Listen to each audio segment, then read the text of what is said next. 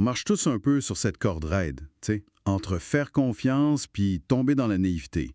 Que ce soit à la job, avec les amis, en amour, même en politique, là, savoir où on met les pieds, ça change tout. Les impacts sont vraiment différents.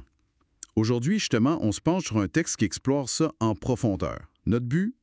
Aller chercher le cœur du sujet pour comprendre ce qui sépare pour vrai la confiance, la bonne confiance, de la naïveté qui, elle, peut faire mal.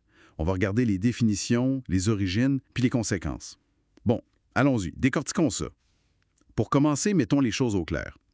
La confiance, d'après ce qu'on a lu, c'est pas croire aveuglément. C'est plus une foi raisonnée. C'est un pari, oui, mais calculé. Ça s'appuie sur des choses solides. Nos expériences, ce qu'on observe chez l'autre, un jugement nuancé, même notre intuition quand elle est bien rodée. On sait qu'il y a un risque, on l'accepte, mais on l'a évalué. Exactement. Puis de l'autre côté, tu as la naïveté. Ce qui est fascinant, c'est que ça peut sembler confortable au début, là. C'est comme une ouverture, mais sans aucun filtre critique. Une tendance à accepter les choses comme on voudrait qu'elles soient, pas comme elles sont. Le texte dit que c'est souvent basé sur un besoin de croire, ou qu'on ignore volontairement les signaux d'alarme, les fameux drapeaux rouges, ou qu'on idéalise carrément la personne ou la situation. C'est un confort qui peut finir par coûter cher, mettons. C'est clair. Mais ça vient d'où, ces tendances-là? Le texte suggère que la capacité à faire confiance sainement, ça se développe souvent si on a eu un environnement sécurisant, des figures d'attachement fiables, des expériences positives qui nous apprennent à reconnaître la fiabilité, la cohérence, parole-action, le respect des engagements. Couvé, jamais vraiment confronté à la malhonnêteté.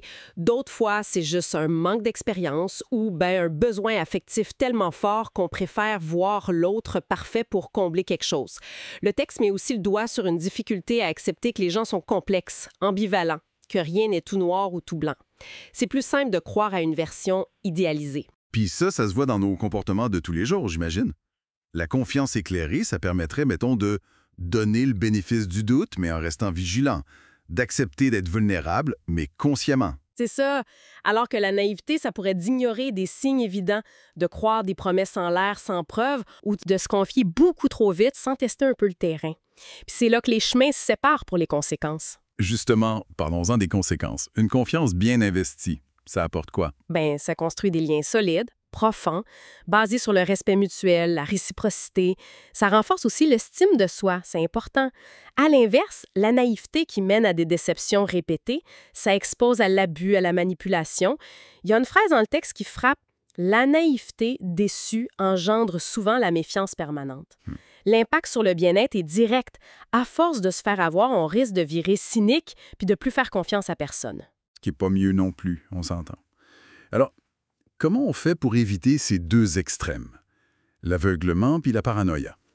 Le texte parle de confiance lucide. C'est quoi ça, concrètement? La confiance lucide, c'est cette zone grise, cet équilibre.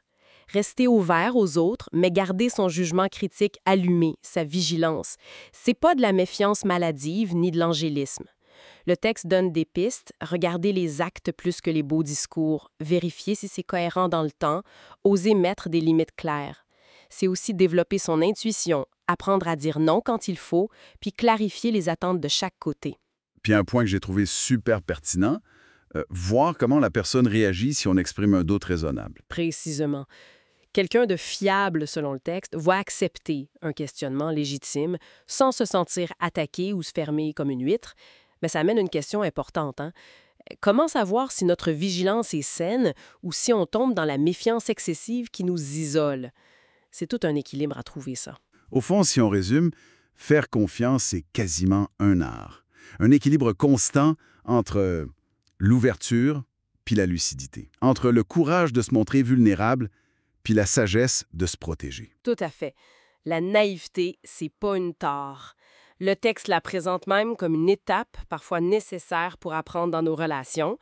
On apprend souvent à la dure, mais le but, c'est de pas rester pris là. C'est de viser cette confiance raisonnée, cette capacité à, comme dit le texte, croire avec les yeux ouverts. Voir les gens puis le monde tels qu'ils sont, avec leurs bons puis leurs moins bons. Puis pour finir, une petite réflexion tirée de notre lecture. Si la naïveté puis les déceptions, ça fait partie du chemin, comment on peut consciemment transformer une expérience qui fait mal, pas en cynisme qui nous ferme, mais plutôt en une leçon qui aiguise notre jugement puis qui renforce, au bout du compte, notre capacité à faire confiance de manière plus éclairée la prochaine fois?